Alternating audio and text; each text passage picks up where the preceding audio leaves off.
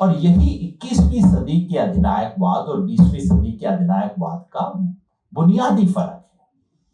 20वीं सदी का अधिनायकवाद सीधा सपाट था, स्थूल था और भोला था।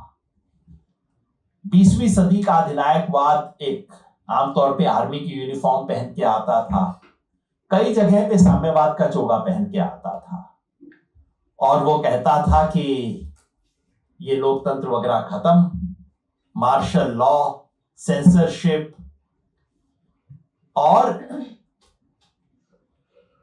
आपको अगले दिन से पता होता था कि ये जो लोकतंत्र है वो समाप्त हो गया है। कभी कभी वो राष्ट्रीय सुरक्षा के नाम पे आता था, कभी राष्ट्रवाद पे नाम पे आता था, कभी कभी सर्वहारा के नाम पे आता था, लेकिन होता वही था, मगर वो स्पष्ट था।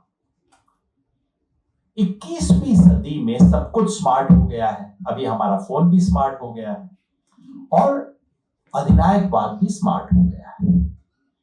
तो 21वीं सदी का अधिनायकवाद कभी ये नहीं कहता कि मैंने वो यूनिफॉर्म पहन के नहीं आता, वो कुर्ता पजामा पहन के, आम लोगों के कपड़े पहन के आता है। वो कभी भी मार्शल लॉ डिक्लेयर नहीं करता। वो कहता है कि संवैधानिक व्यवस्था के अनुसार हम काम करेंगे।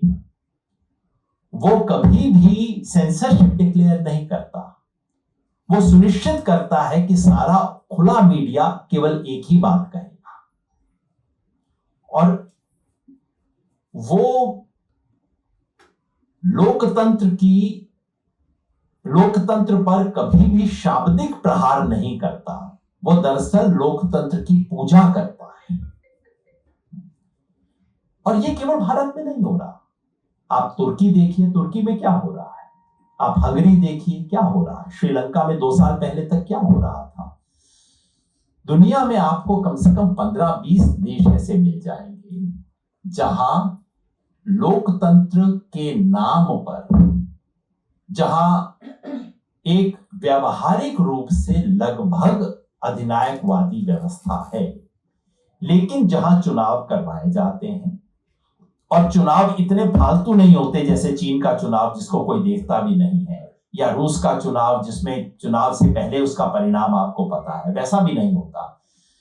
चुनाव ऐसे होते हैं जहां सत्ता पक्ष के हारने की संभावना बहुत कम होती है, लेकिन शून्य नहीं। क्यों नहीं होती शून्य? चूंकि जन समर्थन का आभास बनाए रखना 21वीं सदी के अधिनायकवाद की अनिवार्य शर्त है।